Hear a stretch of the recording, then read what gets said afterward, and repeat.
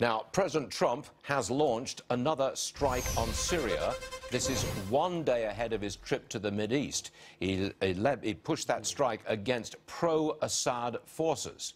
Joining us now is Jasser, the American Islamic Forum for Democracy. Zudi, welcome back. This is, it looks to me like a really big shift in policy compared to the Obama administration. Sort it all out for us. What's going on here? Well, I think, Stuart, this was bound to happen at some point because of how many different factions and coalitions are existing there. But the bottom line is hold on to your seat a little bit. This isn't that significant because bottom line is there were Syrian army troops approaching the Jordanian border where we have not only rebels but American advisors there. They were given warnings not only from American coalition troops but from the Russians warned them, and they would not respond. They continued to set up what was felt to be an attack that was going to be launched against what included U.S. advisors. And as Secretary Mattis said, he said, we have not changed our policy, but we will protect our troops when necessary. And that's what that was all about. And by the way, this should be a signal to the world that red lines do mean something today. Okay. Now, is something going on beneath the surface here? President Trump goes to Saudi Arabia, then he goes to Israel. He'll meet with the Palestine Liberation Organization, I believe, Mahmoud Abbas. Is there something going on that we don't know about at this point?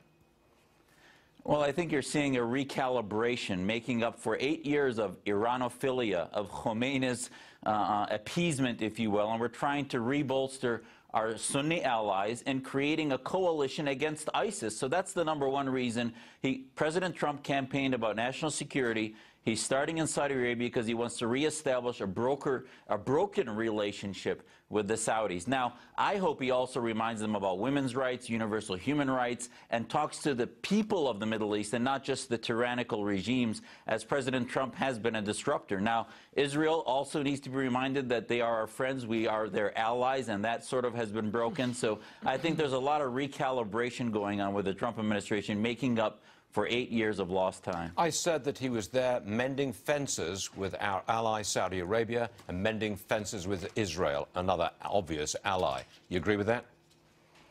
Absolutely, and reestablishing sort of a balanced paradigm which had become imbalanced and destabilized the region. Now I hope that we can now begin to hear a Trump doctrine that's not only about balancing stability but looking in the long term to not only destroy ISIS but destroy the ideologies that the Saudis, while being our allies, are also the primary cancer of radical Islam globally. I wonder what Mr. President, Mr. Trump has to say about that. We shall see. Jasser, thanks for joining us, sir. Appreciate it. Thank you.